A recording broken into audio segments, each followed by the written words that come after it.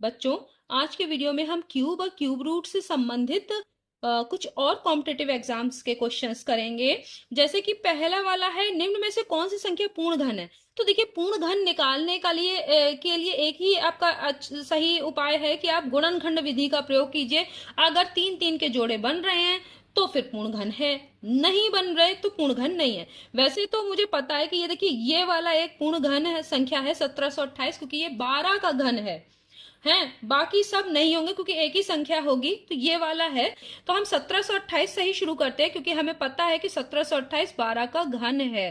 तो आप डायरेक्ट से कर सकते हैं अगर आपको घन याद है तो देखिए, दो से करेंगे आप गुणनखंड इसके। अगर तो आप देखेंगे, दो अट्ठे 16, दो छंग 12, दो चौक 8, फिर दो चौक 8, दो तिया 6, दो दूनी 4, फिर दो दूनी 4, दो एकम 2, दो छंग 12, दो एकम 2, फिर जीरो लगाएंगे, तब फिर दो अट्ठे 16 करेंगे क्योंकि एक में नहीं जा रहा।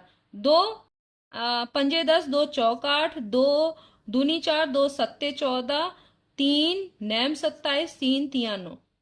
ये नहीं कि केवल दो से ही चलता चला जाएगा, दो से जा सकता है, तीन से, सात से, पांच से, किसी भी संख्या से जा सकता है। आप देखिए यहाँ जोड़े क्या बन रहे हैं, ये देखिए जोड़े बन रहे हैं ना। और हर जोड़े में से आप एक निकाल लेंगे तो 3 गुणा 2 गुणा 2, दो दूनी 4 तिया 12, 12 का घन आ रहा है कि नहीं आ रहा है ये। तो ये पूर्ण घन संख्या है।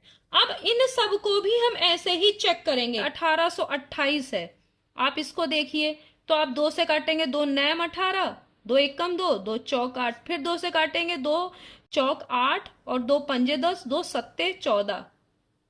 अब देखिए यहां आ गया आपका 457। वैसे भी अगर आप देख लीजिए कि यहाँ 457 आ गया, तो अब ये दो से नहीं कट रहा, तो इसका मतलब है कि यहां तक भी अगर आप करेंगे, इसके बाद आगे आपको ये देखने की जरूरत ही नहीं है कि आगे किसी से कट रहा है कि नहीं कट रहा, क्योंकि दो के भी तीन जोड़े बनने चाहिए कि नहीं बनने चाहिए। यहां तो नहीं बन रहे ना, क्योंकि दो से तो अब कटेगा नहीं।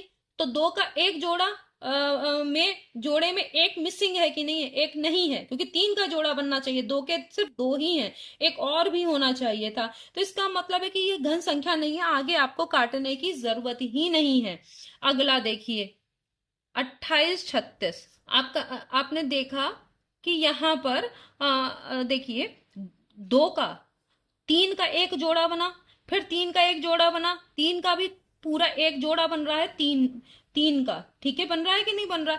लेकिन यहां पर दो का पूरा जो तीन का एक जोड़ा बनना चाहिए वो नहीं बन रहा, केवल दो ही है, तीसरा भी होना चाहिए था गुणा में। चलो यहाँ पे देखते हैं, दो एकम 2, अगले को टेस्ट करते हैं। दो एकम 2, दो चौक 8, दो एकम 2, दो अट्ठे 16, फिर से काटेंगे, दो सत्ते 14, फिर देखिए एक में नहीं जा रहा, अब जीरो लगा के तब ले जाएंगे, दो नैम 18, फिर यहाँ पे देखिए फिर वही हो रहा है, दो का जोड़ा, अब एक दो का जोड़ा, तीन दो का बनना चाहिए एक जोड़ा, यहां पर देखिए दो है, एक और होना चाहिए था, दो जो मिसिंग है, इसका मतलब ये भी नहीं है पूर्ण घन।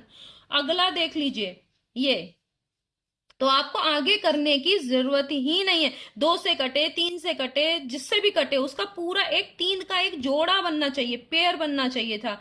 दो दूनी 4, जीरो लगा दिया, दो चौक 8, दो सत्ते 14। अब देखिए यहां पर देखिए कि क्या हो रहा है। तो यहां पर आप देख रहे हैं कि यहां पर आपका दो का एक ही हो रहा है, जोड़ा तो बनने का सवाल ही नहीं। तो जब यहाँ नहीं बन रहा, इसका मतलब क्या है कि ये भी, इसका भी, ये जब भाई सारे जितने भी अंक से आप भाग दे रहे हैं उनके तीन तीन के पेयर बनने चाहिए थे, और यहाँ नहीं बन रहे, तो आगे आपको करना ही नहीं है। तो ये आपको इजी पड़ गया। अब आपको समझ में आया कि आपको ये पूरा पूरा आपको भाग देके नहीं देखना, हमने यहीं पर छोड़ दिया। अब ये हम नहीं देखेंगे कि ये किसी और संख्या से कट रहा है या नहीं कट रहा, क्योंकि हमने देख लिया, हमें जिससे भी कट रहा है उसका पूरा पेयर बनना चाहिए। और यहाँ पर सिर्फ एक ही बार दो से कट रहा है, उसके बाद कट ही नहीं रहा, तो क्या करेंगे आप, इसको छोड़ देंगे। तो यही केवल एक संख्या है 1728 जो कि 12 का घन है। तो ये वाला आपका आंसर हो गया। 23 के घन में इकाई का अंक क्या होगा, तो आप इकाई के अंक का घन कीजिए और उसमें देखिए कि क्या आ रहा है। आप, एक इकाई का अंक है तीन, तीन का घन कितना होता है, 27, ठीक है। भाई देखिए 3 का घन क्या करेंगे, 3 तिया 9, तिया 27 होता है, तो इसमें इकाई का अंक कितना होता है 7, तो ये 7 हो गया। बस इकाई के अंक का घन कर लीजिए और वो जो आ रहा है वही आप लिख दीजिए, ठीक है। यदि x का घनमूल बराबर ये हो तो x का मान क्या होगा। तो भाई अगर घनमूल यहां से हटाना है तो इसकी घात कितनी करनी पड़ेगी, 3 करनी पड़ेगी। देखिए आपको करना क्या है, यहां देखिए x का घनमूल है यानी घात तिहाई है। देखिए ध्यान दीजिएगा 0.4 गुणा 5/0.3, ठीक है। पॉइंट पॉइंट हटा दिया तो इस जीरो की आगे की कोई वैल्यू नहीं है, तो ये आपका हो गया 4×5 20/3 हो गया कि नहीं। अब देखिए x के घनमूल का मतलब है x की घात 1/3। अब दोनों तरफ का 3 कर दीजिए, x की घात 3 यानी घन 1/3 की घात 3 और यहां भी 20/3 की घात 3। तो देखिए ऊपर भी 3, न्यूमरेटर में अंश में भी और हर में भी, तो ये कैंसिल हो जाएगा, x बराबर ये आ गया। अब देखिए 2 की घात 3 8 होता है और एक जीरो का कितना हो जाएगा 3 जीरो और नीचे क्या हो जाएगा 3 का घन 27, ये x की वैल्यू आ गई। अगला वाला आप देखें इसको, देखिए 216 होता है 6 का घन, तो 216 का घनमूल 6, ठीक है। अब यहां पर देखिए यहां ये 36 का ये वर्गमूल है, वर्गमूल 36 6, क्योंकि 6 छंग 36। वर्गमूल और घनमूल में आपको पता है वर्गमूल 6 का वर्ग, 6 का वर्ग होता है 36, तो 36 का वर्गमूल 6। अब देखिए 6 का घन 216, 6 का वर्ग का मतलब 6 गुणा 6, 6 का घन का मतलब 6 गुणा 6 गुणा 6, ये तो 216 का घनमूल ये हो जाएगा 6। तो अब ये दोनों 6/6 आ गया, यहां है भाग। अब देखिए यहां पर 100 का वर्ग मूल निकालना है, वर्ग नहीं है वर्गमूल। अब ये लगा हुआ है, ये क्या है वर्गमूल। 100 का वर्गमूल 10 क्योंकि 10 का वर्ग 100, 81 का वर्गमूल 9 क्योंकि 9 का वर्ग 81, 729 का घनमूल 9 क्योंकि 9 का घन 729। अब 9 से नहीं, अभी आप यहाँ पे नहीं काट सकते, देखिए यही गलती हो जाती है। आपका यहां पहले ये बॉड मास का पालन करना है, BODMAS।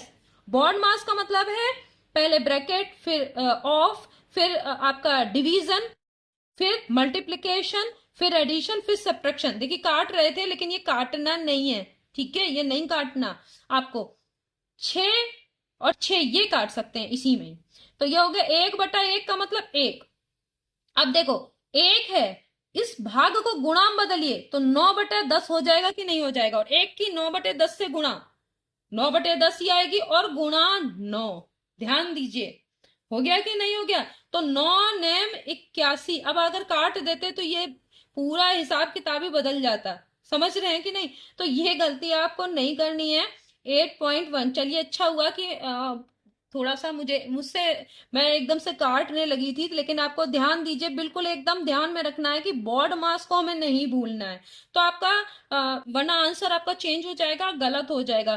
पहले आपको भाग करना है और भाग को करने का आप सबसे आसान तरीका कि आप उसे गुणा में बदलिए। गुणा में बदलेंगे तो क्या हो जाएगा, जो डिनोमिनेटर है वो न्यूमरेटर बन जाएगा, जो न्यूमरेटर है वो डिनोमिनेटर। अब 9 9 की 81 हो जाएगा और नीचे बचेंगे 10, तो ये आ जाएगा आपका 8.1। अब या ये भी आप कर सकते थे कि इसको अगर आपको सही बटे में बदलना होता तो आप इस तरह से भी कर सकते, 10 8 80, फिर बच्चा 1/10, इस तरह से भी कर सकते क्योंकि 10 8 80 और 80 में 1 जोड़ेंगे 81/10, वही आ गया। तो आपको पॉइंट में अगर आंसर बताना हो तो आपका ये हो गया, और अगर सही बटे में बताना है तो 8 सही 1/10 ये हो गया, और अगर आपको ऐसे ही बताना है तो आप इस तरह से भी लिख सकते हैं। तो आपको कोई सा भी आंसर हो इस तरीके से आ जाएगा। अब देखिए ये वाला क्या है, इसमें ऊपर आपका वर्गमूल है, ध्यान दीजिएगा। इस करणी का, देखिए इस करणी का मतलब होता है वर्गमूल।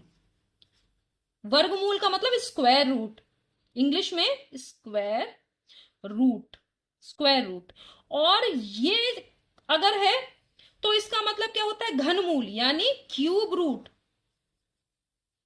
यानी घनमूल। समझ में आया? तो ऊपर आपका जो है वो क्या है, ऊपर आपका वर्गमूल है और अंदर आपका घनमूल है। तो पहले आप इस वर्गमूल को लगे रहने दीजिए, घनमूल निकालिए। और घनमूल में भी आपको क्या करना है, दशमलव को हटाना है। तो दशमलव के बाद 1 2 3 4 5 6 है, तो आप क्या करिए 4096 केवल लिखेंगे, क्योंकि दशमलव आपने मान लिया, हटा दिया क्योंकि आपने नीचे 6 जीरो लगा दिए। अब देखिए यहां पर आपका ये अभी भी आपका क्या है, घनमूल अभी आपने निकाला नहीं है, तो आपको ये लिखना है। ठीक, अब आपको, आप डायरेक्ट भी कर सकते थे लेकिन मैं आपको बता दे रही हूं। देखिए इसको विलोकनम से निकालेंगे और ये वाले का निकालना बहुत आसान है। ये तीन तीन के पेयर बनेंगे, ठीक है। तो इसके घनमूल में देखिए ऊपर वाले का ही घनमूल निकालना है 4096 का, नीचे वाले का होगा 100। अब आपने इसका ही कर दिया, देखिए इसका घनमूल आप निकाल चुके हैं, इसमें केवल वर्गमूल रह गया, क्योंकि देखिए एक पेयर में से एक जीरो, एक पेयर में से एक जीरो, इसका घनमूल तो आपने का तुरंत निकल गया। इसका कैसे निकलेगा, बहुत ध्यान से देखिए। ये देखिए 6 का जो घन होता है उसका इकाई अंक क्या होता है, 6 का 6 ही होता है। देखिए ठीक है कि नहीं, 6 का इकाई अंक क्या होता है, 6 का घन करेंगे तो उसका इकाई अंक 6 ही आएगा। तो 6 का, क्योंकि देखिए आपने जब घन मैंने लिखे थे तो 2 के घन में 8 आता था, 8 के घन में 2 आता था, 3 के घन में 7 आता था, 7 के घन में 3 आता है लास्ट में इकाई का अंक। लेकिन बाकी सब में 5 के घन में इकाई का अंक 5, 6 के घन में इकाई का अंक 6, 4 के घन में इकाई का अंक 4। तो इस तरीके से आपका ये आता है। तो आपका 6 का आपने अभी वर्गमूल के अंदर ही लिख रहे हैं हम। ये देखिए हम घनमूल निकाल रहे हैं डायरेक्ट, 6 के में 6 लिखेंगे। अब बचा 4, एक ये स्पेयर में से तो आपने लिख लिया।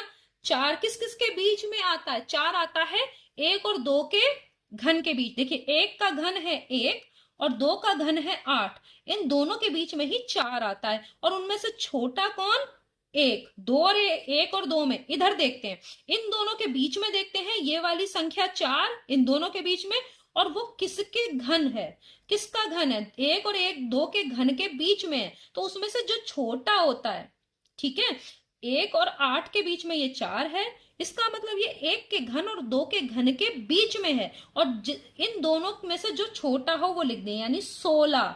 और 16 बटे ये हो गया 100, हो गया।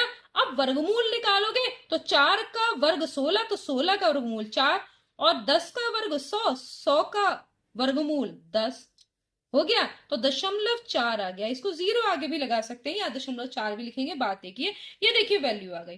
तो मतलब इसमें करना क्या था, चाहे कितना भी कुछ लगाओ आपने, ये वर्गमूल है, पहले अंदर वाला आप सॉल्व करेंगे, तो पहले घनमूल आपने सॉल्व कर लिया और फिर उसके बाद उसका वर्गमूल निकाल दिया। बहुत सिंपल हो गया।